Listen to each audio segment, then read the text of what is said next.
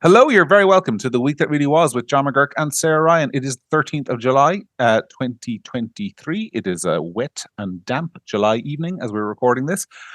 It's been a busy week. We've had lots happening this week. RTE have been on trial. Ryan Tubridy has been canonising himself in an appearance before the Oireachtas Committee in which he said, amongst other things, that all he wanted was for the children of Ireland to be happy. That performance didn't necessarily go down well with a lot of people. And the RTE saga has rolled on. But we've talked about RTE for the last 2 weeks on this show. And we might do something a little bit different today because we are going to be joined by a very special guest. We're often told on this show that we agree with each other too often. And so I wanted to bring in somebody who disagrees with us probably on a lot. He's somebody who I have great respect for. He actually is a co-podcast host. He does his own podcast, the Here's How podcast, which you can find at www.here'show.ie, and has a new episode out every Thursdays. That is Mr. William Campbell, to whom I will say hello in a second. But first, Sarah, how's your week? It's been good. I felt a bit sorry for Ryan Tubridy at a couple of moments. I'm sorry, but I'm human. No, it's been good. I just was struck by, I said to my dad the other day, I said, talk about a week is a long time in politics, because last week I was saying when the hate speech bill was kicked to touch, I said, isn't it great now the Senate, like that would have gone through without the Senate. I really think that the whole thing about the Senate has really sold itself. And then when I watched senators come in and ask questions of Ryan Tubridy when they clearly hadn't read the brief, didn't know what they were talking about, and made, in many cases, tits of themselves, I thought, burn it to the ground. You know what? I was wrong. I changed my mind again. Let it go. Just let it go. The quality of the questioning is just, it was, oh my God. If they were asked 100 times why the invoices changed from one company to the other, that's an underestimate. I mean, there was the same question asked over and over again by people who clearly hadn't listened to the questions the person before them asked. It was embarrassing at times, and I'm sorry. And you know that the whole nation is watching. You know, like Oireachtas, it was Oireachtas TV. Like it broke records. You know that everyone's tuned into this. They're playing this in pubs. Get your hair done or whatever, but read the stuff and come with your Uberwalia done. And don't make, this is what you're paid for. And you're not listening to the answers, not listening to questions other people are asking. And all in all, just making the whole thing look mortifying on both sides. Yes, it was. I thought it was very unedifying. I'm going to ask our guest, though, who I introduced a few minutes ago, bring him in. William Campbell from the Here's How podcast. We are, first of all, honoured to have you with us. I've been on your show a couple of times. It's great to have you over here on the dark side. Mm-hmm. I'll toss it over to you by asking, what's your broad impression of sort of the state of, what we just talked about, politics in Ireland, the state of the country in 2023. You've probably slightly different perspective to the one Sarah and I would bring. So what do you think? What's your view of Ireland as it is at the moment? Well, to go for the very particular to start with, I couldn't agree with you more, Sarah, about the Seanad Éireann. I would absolutely burn it to the ground. I think it was an awful pity that referendum failed, and I think the salvaging of the Seanad was based entirely on lies, not on misstatements. No, it was based on people knowing that what they were saying was untrue. You can tell that by the people who were saying almost in the same breath that they should make it both more and less democratic at the same time, that they should make it both more and less representative of the general public at the same time, and that it should be made both more and less powerful at the same time. And those people knew what they were doing. And I haven't caught much of that. I don't spend all that much time watching Oireachtas TV, I have to admit. But I did see, I did see Imelda Munster, and I'm typically not a fan of a lot of Sinn Féin TDs, but she's absolutely an exception, and she, I think, performed very well. And I hadn't really seen her perform at all previously, but on the basis of that alone, she was not like the senators, I think that you mentioned there, Sarah. She clearly was on top of her brief and knew, and she was catching out both your man Noel Kelly, I'm forgetting his name. You're right, Noel Kelly. Noel Kelly, is it? Yeah, Tubridy's agent. And the real lie that I think the two of them were caught in was they were trying to go in and say, oh, nothing to do with us, Gov. This was a request from RTE to have the invoices not mention Ryan Tubridy, and to this is, I used the word in a private conversation during the week, money laundering, and I was kind of brought up, money laundering has a specific legal definition, and I was using it in a more colloquial fashion. But it is unquestionably, the purpose of that was to disguise and hide the flow of money and who was getting money from who. It was being run through Renault Ireland in order to disguise the fact that it was, in every case, a payment from RTE, which is the taxpayer, to Ryan Tubridy, and to disguise the fact that he was being paid an awful lot more than than was being admitted publicly. Go on, John. Well, I think the thing is here that we all know. I mean, it's not disputed now. I think that the purpose of I'm agreeing with you, not pulling you up, but it's not disputed that the purpose, by anyone credible at least, that the purpose here was to conceal payments. The only thing that's really left in dispute is who was responsible, whose idea was that. And they're all running. You can answer that by you can answer that. I hate using Latin, but you can answer that with two Latin words: cui bono. Who is benefiting from this? And I have been on both sides of enough business to negotiations to know that it is not at all uncommon for someone to meet personally over coffee or drop into someone's office, or to pick up the phone and have a verbal phone call and say, yeah, but you guys have to send us a letter that says X, Y, Z, and that has to come. And it'll be, you on occasions will be careful enough to make sure that the paper trail starts with one party, not the other, when they are not necessarily the true progenitors of the actual idea. And that's a fairly common process.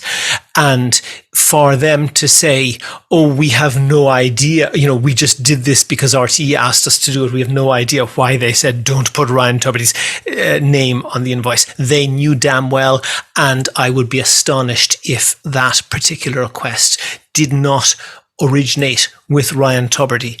But you asked me a different question, which is about the general state of the country, and I didn't actually have it, but I was just preparing a while back for just really mentally. You may or may not be familiar with a guy called Alexander Dugin, who is a writer who would be very much the popularizer Putin's brain, right? Of Putin. No, I absolutely would disagree that he is Putin's brain, but he is very influential in terms of popularizing ideas. He casts himself as a philosopher, and I don't think that's credible. His ideas are pretty much all coming from a czarist general called Ivan Ilyin.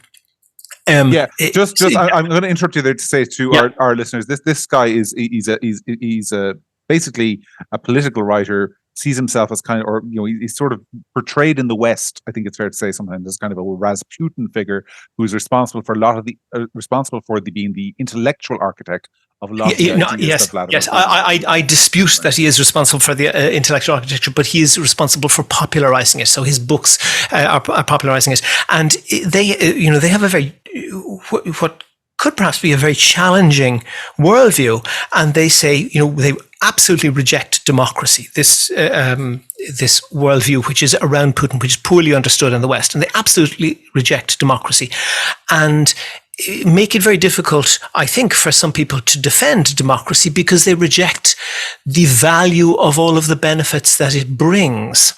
And I was thinking, how do you do this? And how do you argue in the face of this, in favor of the Western democratic ideals?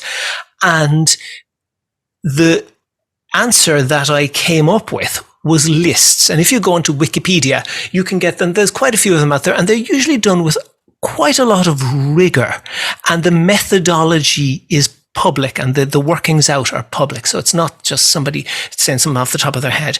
And there is the World Democracy Index, which basically analyzes about 200 different elements and sub-elements that indicate the health of a democracy and give countries scores on that basis. And that creates a list. And there's the Human Development Index, and there's education quality indexes, and there's quality of life indexes, and there is life expectancy indexes, and there are dozens of these.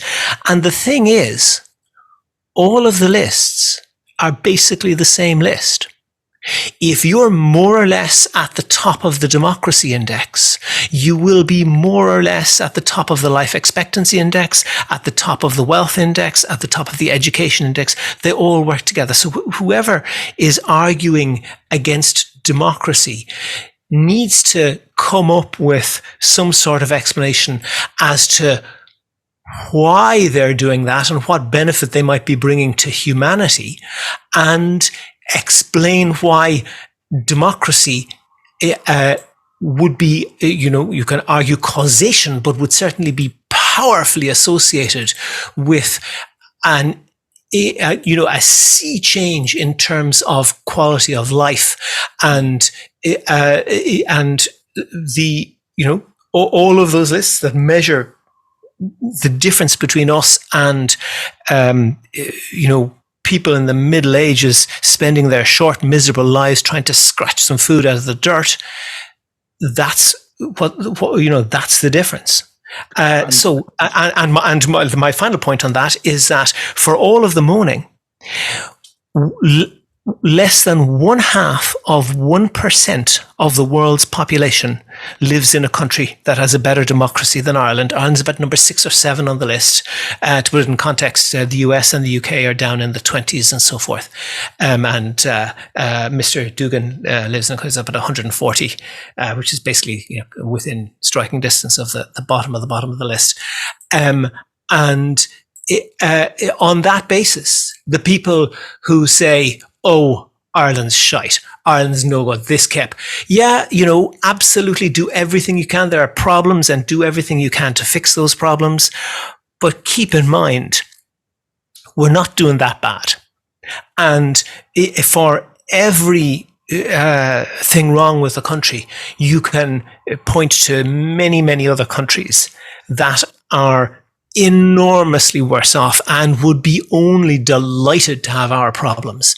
So that's my view. Well, I'm going to ask Sarah her opinion in a moment, but I think there's a lot to what you said. I would have one little nitpick with you, which is that sometimes I find when you look at those kind of rankings, there is an inherent ideological bias in them, in that the people who put them together rank you on things like, for example, a bugbear of mine, the state funding of NGOs.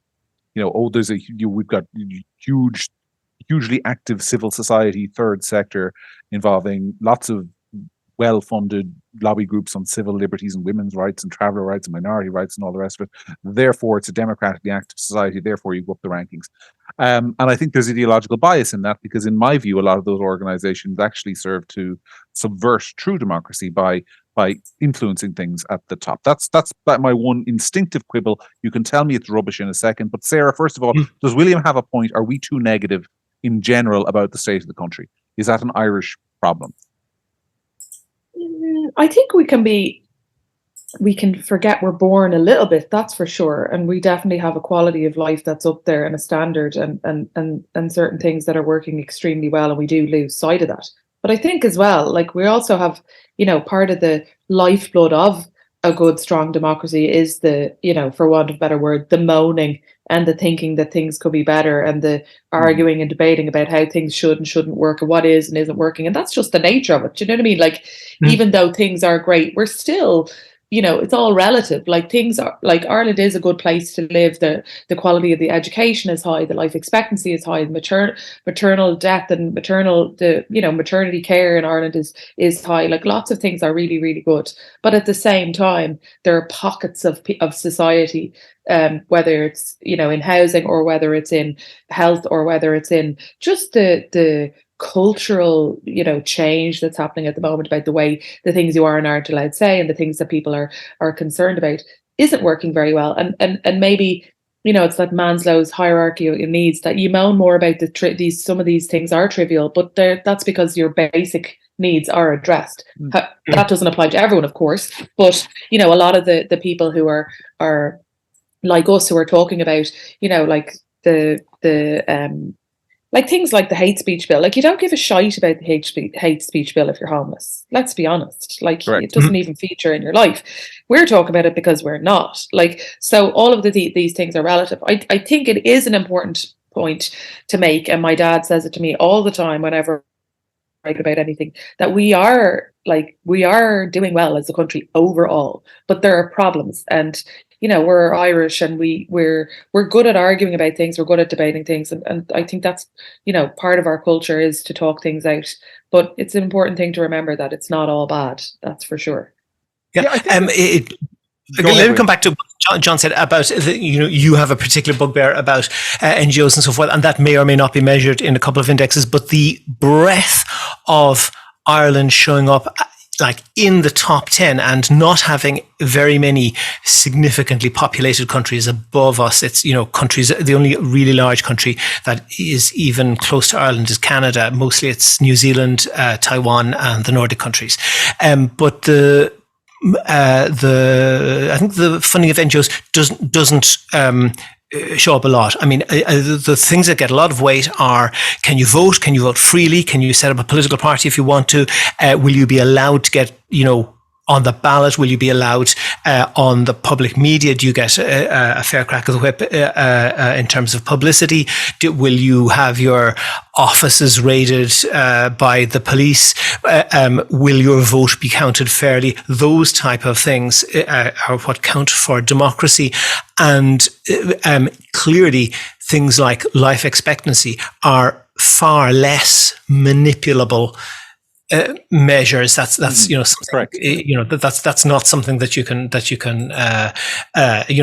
short of outright lying. That's something that you can manipulate very easily, and you get the odd outlier where, for example, Cuba shows up quite well for infant mortality and do very poorly. And when I say quite well, that's to say far better than most of the Caribbean and Latin America. They're peer countries.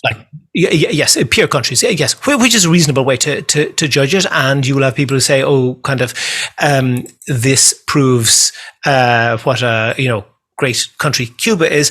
I went to Cuba and I got one thing in Cuba, and I think everybody in Cuba gets it. And the thing that you get is thin, because there isn't a lot of food, and they're appallingly bad at managing it.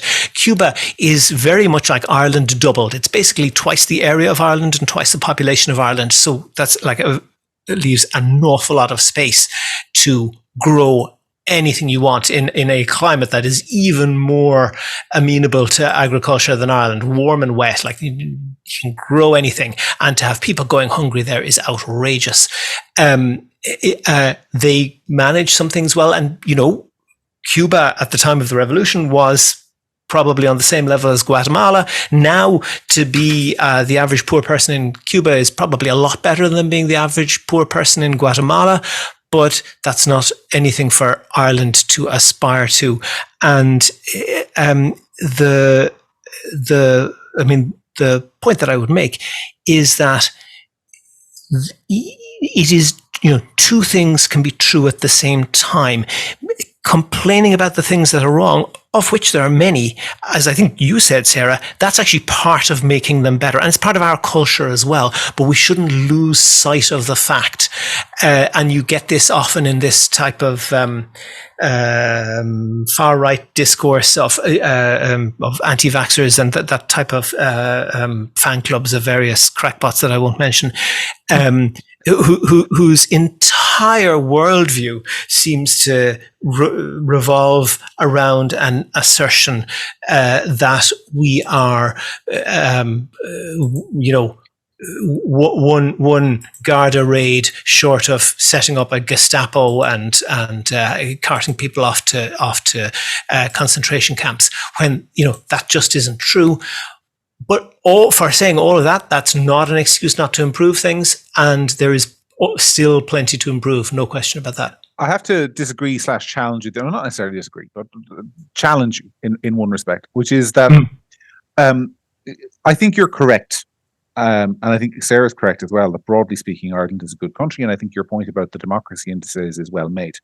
However, it strikes me that we are almost too blasé about that. Because if you're ranking a society on its openness, the ability to access the media, the ability to share your ideas, the ability to form your own political parties and argue freely, I would argue that Ireland is actively in reverse on those. I mean, maybe it hasn't showed up in the rankings yet, but if I told you, without naming the country, that a country was introducing a law which, number one, told the state security services that everybody's mobile phone data had to be secured and monitored and detained for a full year by the companies providing that data in case the state wished to access it.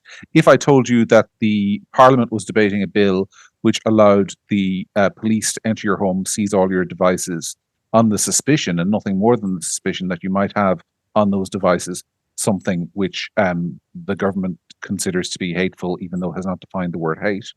And if I told you that the government was presently introducing a law to ban protest in something in the region of 25% of the central area of Dublin's capital, of its capital city, not Dublin, I'm kind of going the same way there.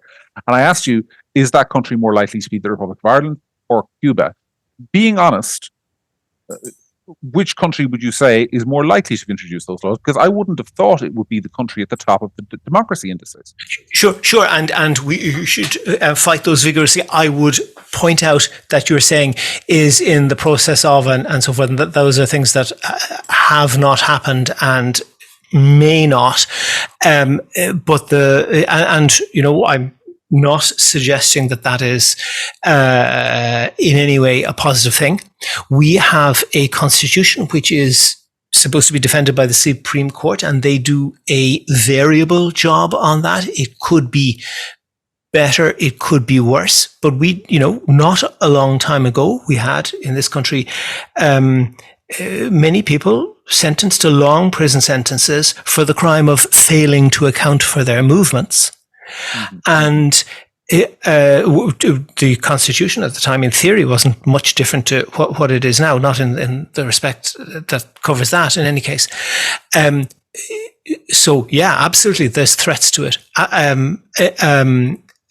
We had a couple of years back a Supreme Court decision dissented on by, I think, Hardiman, but which essentially said that illegally obtained evidence could be used to convict someone in a court as long as the Gardaí thought that they were behaving legally. And so it's basically the, like, cross your fingers and promise, test me in a court.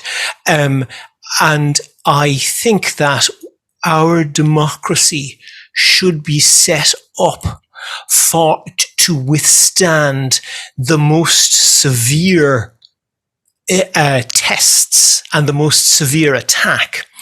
And there is a strand of opinion to say, yeah, sure, you've got to let them do that, and sure, they won't go mad with it altogether.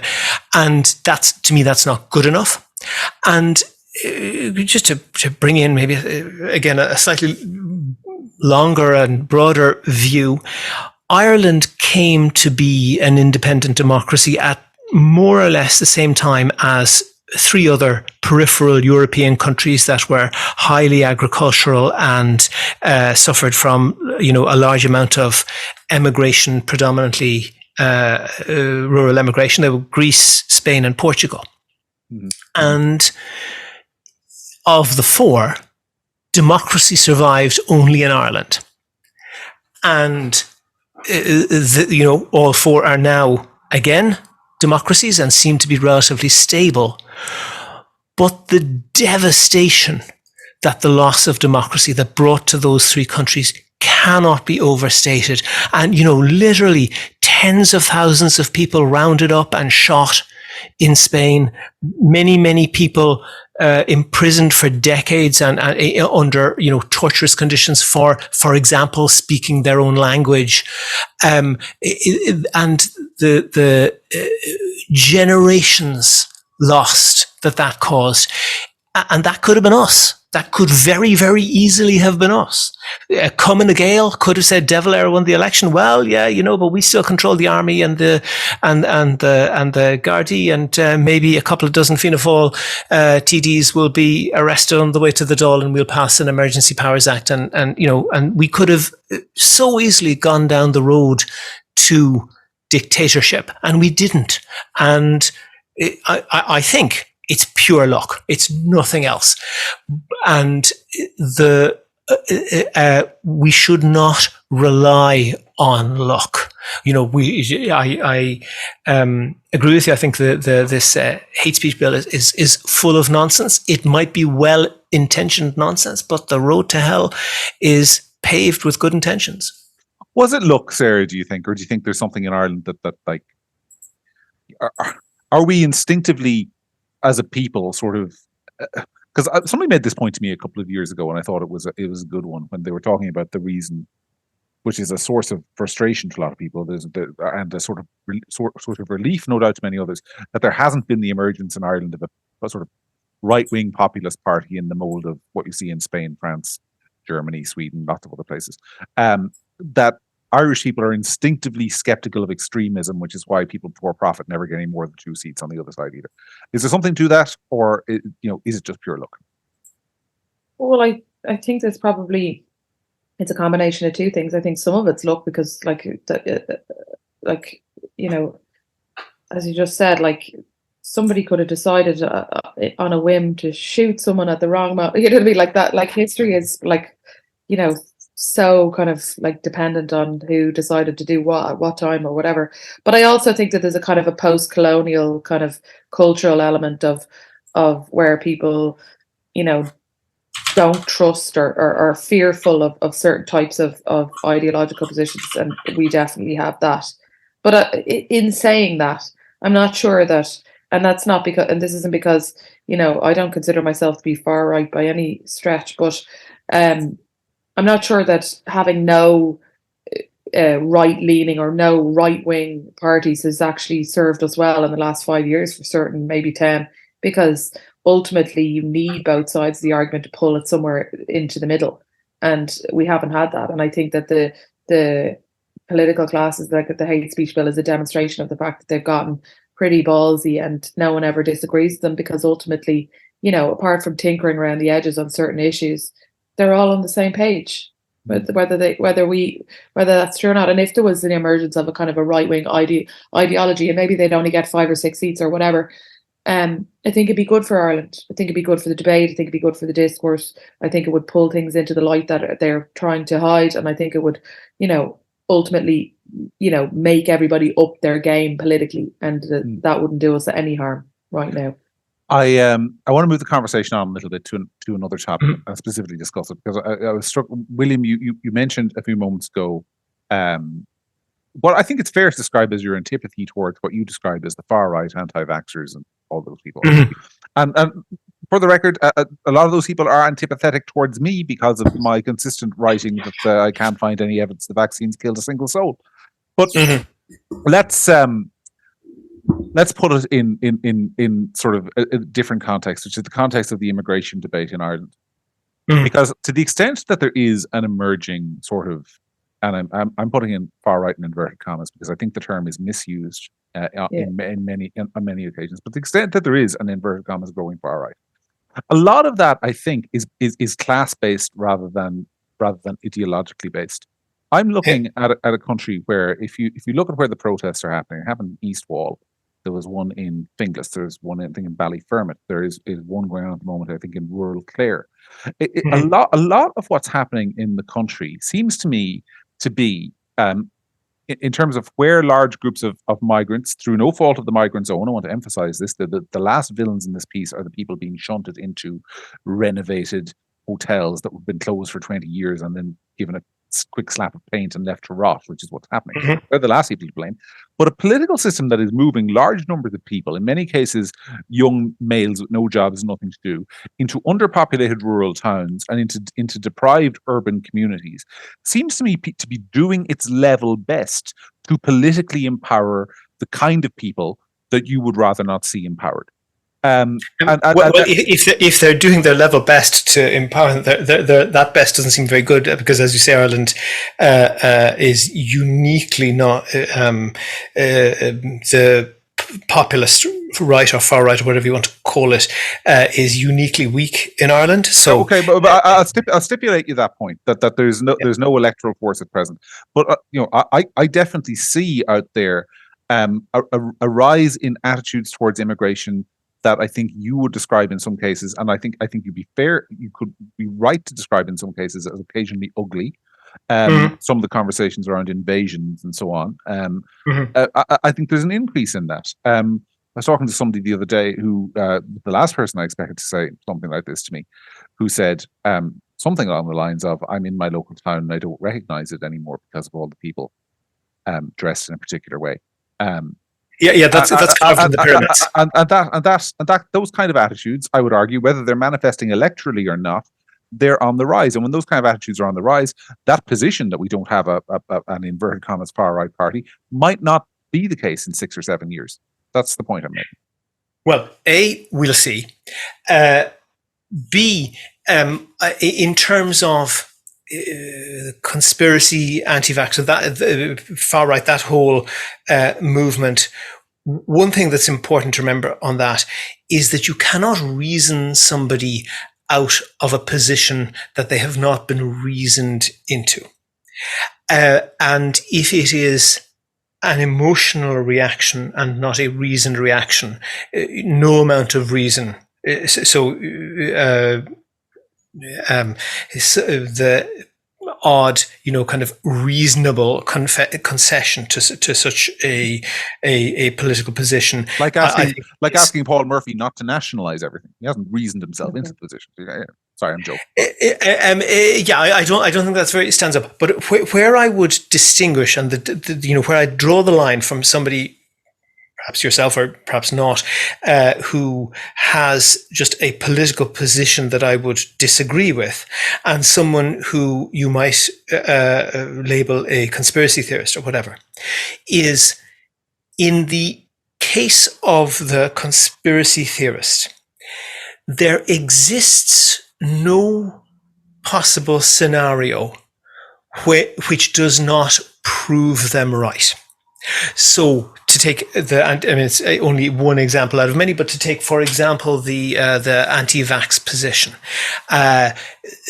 there will come out a document from Pfizer or whatever that is in some way tortured into being misrepresented as confirming the anti-vax position, and the response to that will be, see, even they're saying that we're right.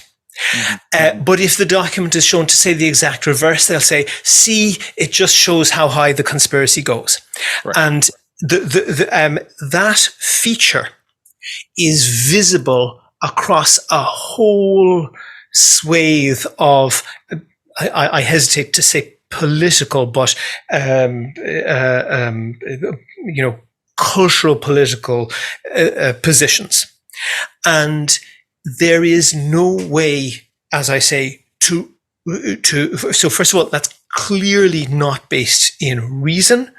And as we were talking about with the Seanad, when people are making arguments that are clearly not amenable to reason, there's no point in trying to reason with them, but it is possibly worth examining the emotional justification or the emotional origin of what they're doing. And I don't know if you saw the Channel 4 film which portrayed Dominic Cummings in the organising the Leave campaign prior to the Brexit vote in the UK, and they show up with at very poor places and which quite a clever thing to do, go and actually see who your voters might be. And they actually target, the poorest of places that have extremely low voter turnout. And ultimately, successfully, the target there is to get those people out to vote for the first time and vote on their side. That degree of disenfranchisement, both in voting terms, but I'm thinking more in terms of cultural and educational and economic terms, is where that's coming from.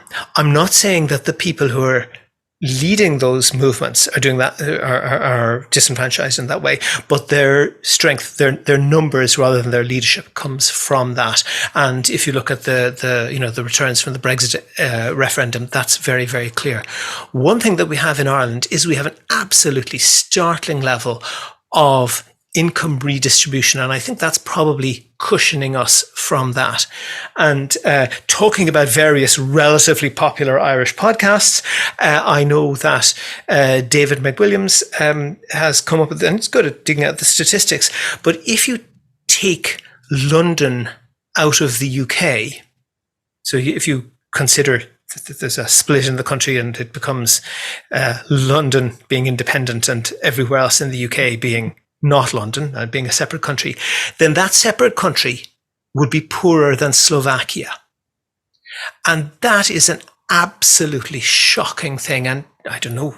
Yeah, but popular film. I mean, do you remember the what is a Euro road trip film where these American kids end up with like $5 or whatever in Bratislava, Slovakia, and they says $5. What the hell are we going to do with $5? And very comically, it cuts to them all sitting in a luxury hotel, getting manicures, being fed food and whatever. And this is what you can get for $5 in Bratislava. And like looking at the opioid crisis in the United States, which has exploded since Donald Trump. I mean, it was bad when he came into office. It is catastrophic now. That opioid crisis alone is responsible for a relatively sharp decline in life expectancy. So think of that. You've got the richest nation on earth, and life expectancy is going down, and it is going down because of obviously many factors go into deaths, but the sole factor, the factor that is large enough to swing that away from what you would think would be economic and social progress towards life expectancy going down, is just the availability of and the enormous use of very, very powerful opioids. Fentanyl mainly. Fentanyl is the current one, and is incredibly dangerous, and is just killing huge numbers of people. And people don't kill themselves, be it consciously or unconsciously, like that, where they have hope. And perhaps I'll say something that pleases you. To this extent, Catholic education was relatively good in Ireland, in that, not completely, and with huge flaws and huge other problems with it, but it essentially taught a wide bulk of people that you can do what you want. And Donna O'Malley has brought in free secondary education, and you can get that no matter who you are. And I lived in the UK for a while, and there was a comment in a particular context that I heard that just floored me, and it wasn't said to me, and I was kind of overheard, and I'm not going to go into the exact context, but the comment was from a parent to their teenage child. And the comment was, you don't want to go off to university getting ideas, go on off to, and named a local factory, which is long since closed, go on up there, you'll get a job and you'll be grand. And the thought of, you don't want to go off to university getting ideas was a kind of a cultural defense of being working class. But I think no one in Ireland could ever imagine that a parent would say that to their child in Ireland. And well, many people, I think it would still be. I mean, clearly, if that's something that happens, it's not a good thing. But Well, I'm going to say the saying is it's no burden. And that and we have many people whose parents only completed primary school, who send their kids to university. So in one generation, you're jumping up 2 levels of education on occasion, Britain then is ruled by. I'm going to stop you. Go on, John. Stop me then. There because no, it's just that you've covered an awful lot of ground there. An awful lot of ground. I think there's a lot you said that I agree with. Like I said that I wouldn't agree with so much. But I'm going to pick up on the point you made about sort of social mobility in Ireland, and we started off with this about immigration and working class communities, because I think there is social mobility in Ireland, and there is in that a lot of these communities. I don't think it's as present as you would think it is. It's not enough, but it is just greater than in, for example, Britain, for example, the United States, and the fact that it is greater is protective of serious social exclusion. Yeah, but I think there's another problem, which is I think when you have too much social mobility, you end up with elite overproduction, which is what we have now, which is where we have an entire superstructure in society of lots of people with degrees that are not making the income that they thought they were going to get when they went into their degree, and find themselves in a position of relative discontent working in jobs like, drumroll, journalism, like what I work in. Where the incomes aren't anywhere near what they'd expect to have received on a third level education, can't rent places in Dublin, and we are producing a kind of middle class, underclass of younger people. Sarah, do you have any views on that? Yeah, I mean, I grew up in a family where I barely knew you were allowed not go to college. There was very, very a huge expectation that you went to college and did something. But I also had a lot of friends that I grew up with who did trades, boys, men, who did different types of trades. And I remember at the time that there was this kind of snobbery about these trades. And to be honest, like a lot of the people that I went to college with now are earning half of what the guys who did the trades did. Like we were snobby about trades, and a trade is a wonderful thing to do if you're so inclined. And these guys went to Australia, they made loads of money, they worked in Australia for 5 or 6 years, they came back with their superannuation, lump sums of cash, they had down payments for houses. And the guys who went to college and did things like journalism, whatever, are pretty bitter, some of them, because they aren't earning anywhere near that kind of money. They also didn't have the 5 years in Australia surfing on Bondi Beach with hot Australian girls. They had 5 years filing papers as a junior, working 13 hours a day in some law firm in Dublin in the hope that someday they might be made an associate. So like there's a quality of life issue there as well, I would argue. Sorry, Sarah. Yeah, so I think that there's definitely, like I have 3 kids. I'm not, if they wanted to do something in particular in university or whatever, I don't think that the output from universities, from what I could see, is selling itself as much as it used to. I think that universities in Ireland are extremely biased. I think that a lot of the people who are coming out of universities at 21, 22 years of age that I've seen haven't had anybody disagree with them yet in their lives.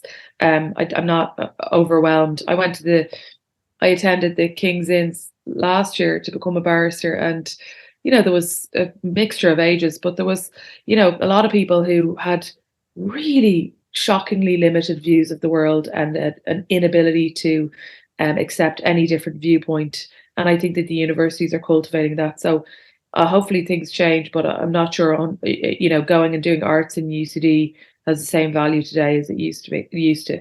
I don't think it's something that I would be encouraging my kids to do unless I thought that they had a plan or had the ability to think for themselves already, because they're certainly not learning it in UCD these days. Yeah, I want to say, I want to challenge William on something else he said, because this all, if I have an overarching theory of sort of politics in the modern age, in sort of the broad Western world, It is that a lot of our problems are caused not by the left per se, that would be too easy, but by the shift in the political makeup of our society.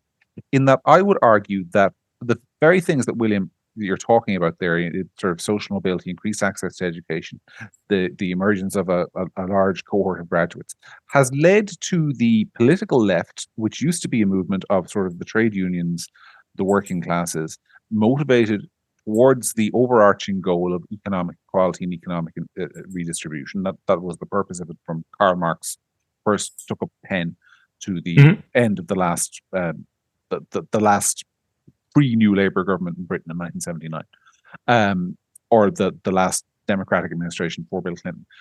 What we've seen with the advance of education is sort of the left changing who it represents from being the working classes to being this sort of academically qualified, professional, soft, white-collar, liberal group in society. And that has led to situations like the one you specified of Dominic Cummings going into working class communities like in Workington in the UK and saying, come out and vote for this because the people who said they represented you for 50 years don't represent you anymore.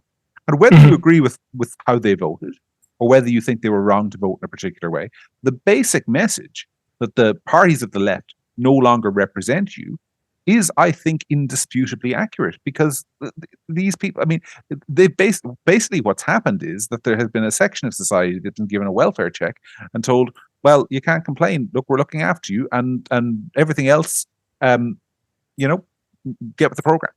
And I think in the US, I'll finish this, but I think in the US, for example, you see over the last number of years, Hispanic voters, for example, who used to be a massive, huge bloc for the Democratic Party, they are increasingly, not fully yet, but the Republicans are now, Donald Trump, which no one thought he'd do, won something like 46% of the Hispanic vote in places over the issue of immigration.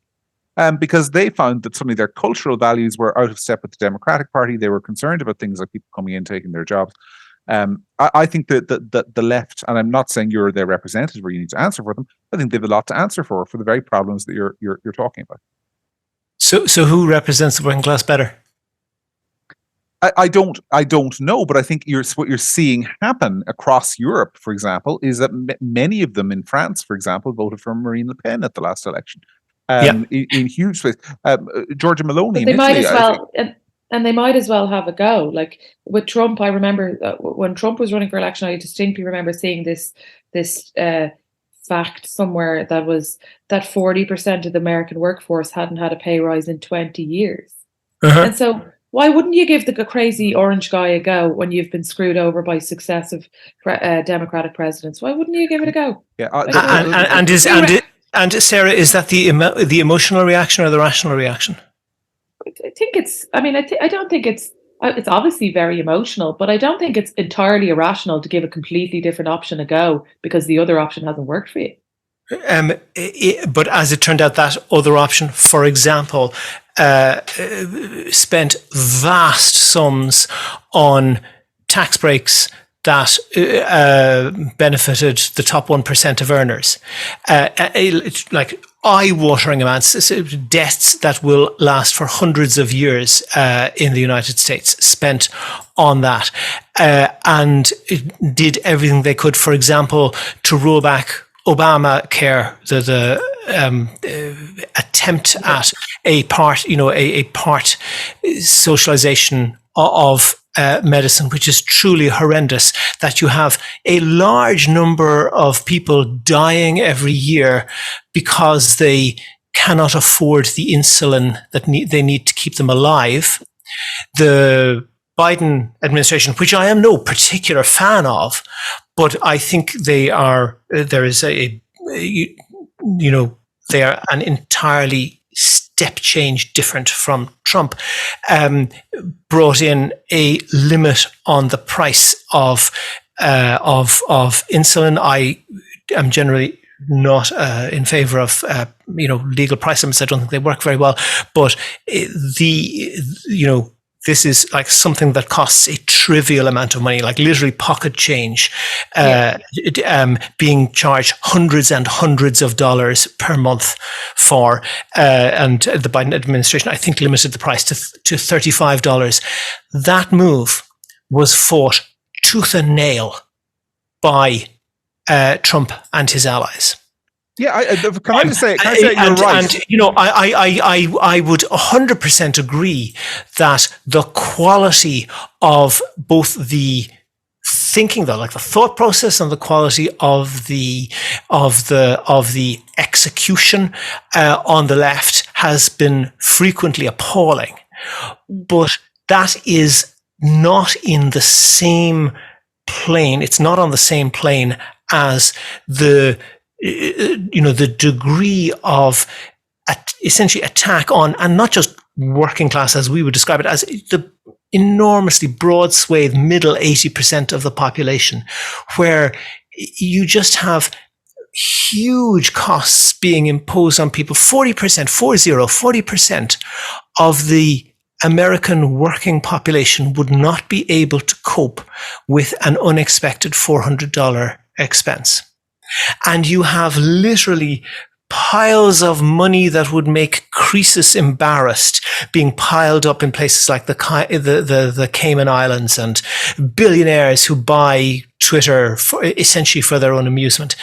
And, if you think what a $400 expense that somebody couldn't, that 40% of American households could not afford. A lot of people are doing, there's what is called at-will employment in a large number of US states, mostly in the South. So at-will employment basically means you can be fired with no notice for any reason or no reason at any time. And for that reason, quite a large number of people, for example, work customer service jobs from their own laptop on their own internet connection in their basement or their back bedroom. So $400 is one dropped laptop, which could literally puts people spiraling into debt and literally destitution. So if you're coming along saying people on the left have been misguided and inadequate, absolutely, but but this sort of thing of sure, give the other guy a go, that's to me dangerous nonsense, because of just it is the difference of somebody trying and failing to adequately provide for society, and somebody making enormous strides in the other direction to cut the legs out from under society. Sarah. But that's not what I was saying. What I was saying was, I'm talking about why people voted a certain way. Sure, yeah, I agree with you 100% on why. There's no point, like the what happened as a result, and I'm not even a fan of Trump. It's nothing to do with that. It's the same as Brexit has turned out to be a mistake. But why do people vote a certain way? People vote a certain way because they feel like if you look at Ireland now, this is exactly what's happening right now. If you make people feel like they're, to use the word at the time in America was deplorable people, and you make them, and you call them names, and you don't listen to them. Yeah, except that was a fantasy. That never happened. Well, whatever. But what I'm saying is that in Ireland right now, there's working class communities that are told that they're racist. They're called names. They have housing. Hold on. Yeah, no. You're throwing at these. Give me an example of what? Of a working class community that was told it was racist. The Sandwich Street. Quote me the words. The Sandwich Street burning down the immigration thing a few weeks ago. Yeah, I'd say that's a pretty racist thing to do. Is that untrue? But hold on a second. No, let's be quite clear here. I mean, absolutely. But been called racist for protesting. They've been called. I mean, first of all, in terms of calling people racist, can we agree? All three of us, I presume, we would agree that when you call somebody far right, you are implying implicitly that they hold racially supremacist attitudes. That is the universally accepted definition for the forest. Yeah, right? but John, we have to step back a bit. John, we have to step back a bit because no, don't. There's these lines thrown out. I agree with you, by the way. Yes, I agree with you on what you're saying. But step back a bit because there's these lines thrown out, and I think Sarah, you might be a little bit guilty of it, of saying, "Oh, they are calling people deplorables, or they are treating people, as John said, calling people residents in East Wall racist." So you don't like. Okay. I'm looking for because it's quite interesting because you use the line of deplorables, which was if you let me finish. Flat out lie. Hillary Clinton called neo-Nazis, a group of neo-Nazis, deplorable. Yeah. And the American Fox News and Trump and his allies purposely, deliberately, consciously misquoted her to imply that she had insulted potential Trump voters when that wasn't what was said. Wow. And it crops up very frequently. No, it is absolutely plain from the clip, which I've heard many times. It is absolutely plain that she is referring to neo-Nazis who were demonstrating in support of Trump. Because the point is, propaganda is you've made your point, and you've made it very clear. And we get it. Those alleged insults are mythically, frequently, not always, but mythically aggrandized by the people who want them to exist. There are many examples of to defend Sarah, which makes it surprising that you would quote fictional examples. Well, hold on a second. To be fair, I'm going to white knight you here, Sarah, for a second, but because in fairness, Sarah was citing a very commonly, whether it's inaccurate, accurate, whatever it is, and you've made your point very strongly that you feel that Hillary Clinton was misquoted. But it's not feeling. It's that no, and to quote someone else, facts don't care about your feelings. That it's just factually wrong, and that's different to a feeling. Yeah, but William, let's quibble with my phrasing if you want. You've made your point that Hillary Clinton was misquoted. However, there are innumerable examples on late night American television. You don't have to YouTube of the stereotypes of putting Trump. And by the way, I want to say for the record, I'm not only not a Trump fan, I loathe the guy. I hope he's not re-elected. I think the Republicans aren't stupid enough to nominate him again. But there are lots of examples of people being put in red MAGA hats, being portrayed like as bumpkins or fools or idiots or Cletuses from The Simpsons. It is an indisputable trope. One of the points I was going to make to you is that, talking about Brexit, for example, you will never find a more white, middle-class, well-off group in the whole world, I would argue, than the people on social media campaigning still against Brexit with hashtag FBPE in their hashtags that follow back to Europe people. The contempt for Brexit voters drips from them. It's objectively, I mean, the phrases like idiots who were duped, which even if you consider it to be accurate, and as I suspect you do, that kind of language is not helpful to anybody. Yeah, I agree. You get nowhere by you don't persuade anyone by insulting them. I'd agree with that absolutely. And I think the this comes back to what I'm talking about a few minutes ago and again, not assigning you responsibility for the entirety of the left, no more than I would accept for the entirety of the right. But there is an attitude of sort of intellectual and moral supremacy, which drips from the left, from it. Since you can't come up with a concrete example, there was a hoax, to me, a blindingly obvious hoax article published on the Irish Times website. It didn't quite make it into print, although if the hoax had not been found out, I suspect it may have made it into print, which was saying that Irish women wearing fake tan were essentially being racist, and this was the author was supposedly a recent immigrant from Ecuador to Ireland. And so, first of all, anybody reading that article with zero context, with nothing at all, just normal human intelligence of Ireland should have spotted that was a hoax. And the Irish Times didn't, and they presumably have some degree of checking, or you'd imagine they'd have at least read the damn article. But did not spot it. And there is a song by, I can't remember his name, the Streets guy, "You Can Never Con an Honest John." And the point of the thing is that the way successful con men persuade people to swallow a con is that they essentially trick the victim into believing that they are either conning the con person or at the very least making some money that they shouldn't be. They exploit not just the gullibility of the victim, but also the greed of the victim and put them in a position where they think they're getting one up on someone.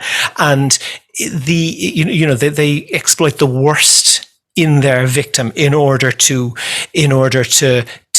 bypass their critical faculties. And if you read that article, one thing that was to me blindingly obvious was that it was talking about working class Irish people, and they even threw in a reference to pennies, which I thought was very clever. So it's not done with a sledgehammer, but relatively subtly telegraphing to the reader that the bad people who are being racist by wearing fake tan, which is insane to begin with, but by telegraphing that they were referring to working class people. If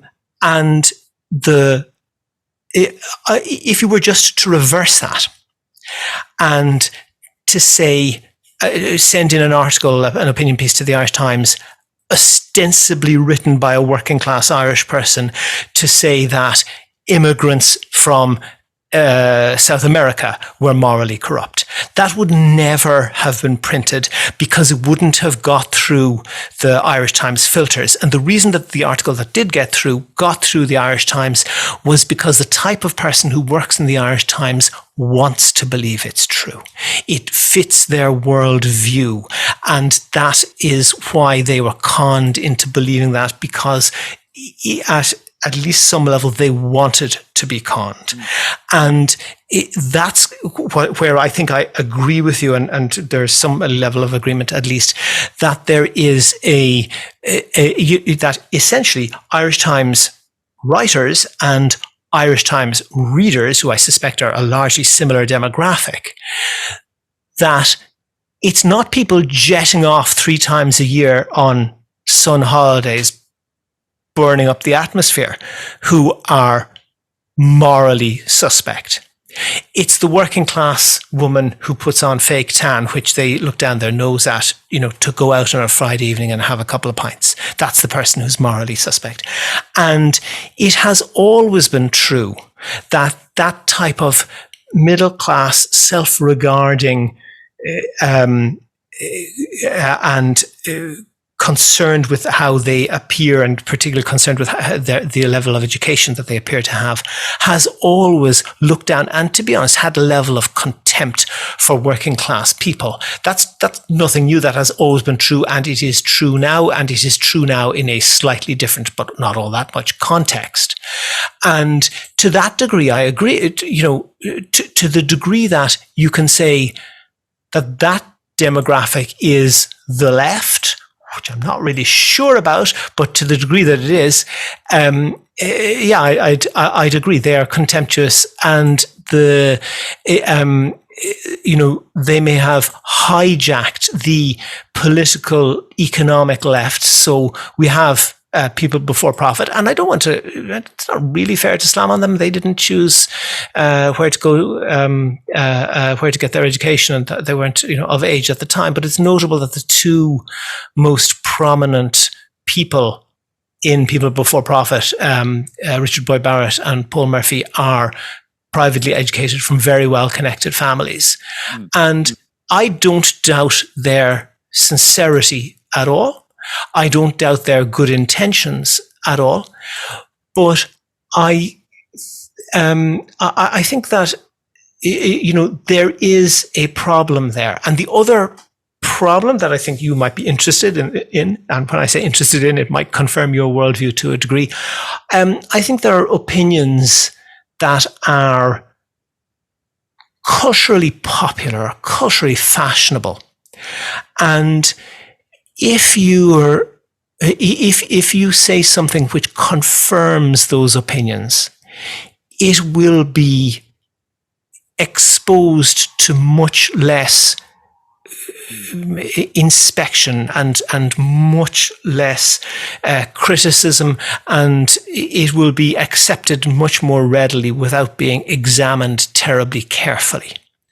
And it is a Marxist view, not that I'm a Marxist, that the dominant ideas in society are the ideas of the dominant class in society.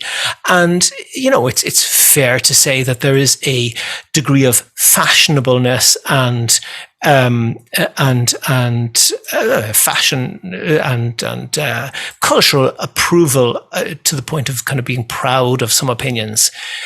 And it is inevitably that it leads those people who hold those opinions to a dangerous place where their opinions are not being rigorously tested in a way that less fashionable opinions are being tested. And I always lead to a weaker, that the ideas are weaker because they're not being challenged and adapted and responding to robust challenge. And now the leader of the Social Democrats, I had on my own podcast before she was leader, Holly Cairns, and she had, I had her on because she had published a press release regarding what is called the gender pay gap, and I took the trouble to read the report that she was basing her press release on, and I challenged her to the degree that there was quite a bit of information there that didn't really gel with the spin that she was putting on it. And her response to me was to say that when I quoted the figures, the facts and figures, she said, "Oh, well, I haven't seen a report, any report that said that." And I had to say, "No, hang on a second. Yes, you have, because that's the one that you reference in your press release." So that was obviously done with a relatively, from an intellectual point of view, not a that wasn't a very quality move, to say the very least. And that's absolutely always a danger. And to the degree that I think what you would call left-wing politics in Ireland have that level of social cachet or that fashionableness or whatever, they for sure suffer from that. I would maybe suggest gently to you that if you were to look at a particular previous era, you don't need to suggest ideas. Ideas, of social, of essentially a theocracy, were not at all challenged. Well, we had a society that was very damaged indeed by William. With respect, very bad behavior. Go on, then. I won't monopolize anymore. You don't need to convince me that in the past Ireland had a very stilted environment for debate, and that a lot of people. Fintan O'Toole often talks about how he came to prominence as a journalist in the early 80s when he felt that he was in the absolute minority in the country and shouting into the wind, and he is correct. He was. There is no doubt about that, and I think the analysis about the dominant group in society dominating ideas and becoming intellectually lazy over time is an accurate one. I think conservatives in Ireland learned those lessons the hard way, and I wonder... I'm not sure they've learned the lessons. That's a whole other discussion for which we don't really have time, and I want to give Sarah the last word because she's the least on the podcast before we go. If she wants the last word. I'll take the last word. Just to go back to what we were talking about earlier on, I think that people who protested in the inner city against immigration were called racist by multiple people, including on the floor of the Seanad. So I think that there's absolutely no doubt about it that happened.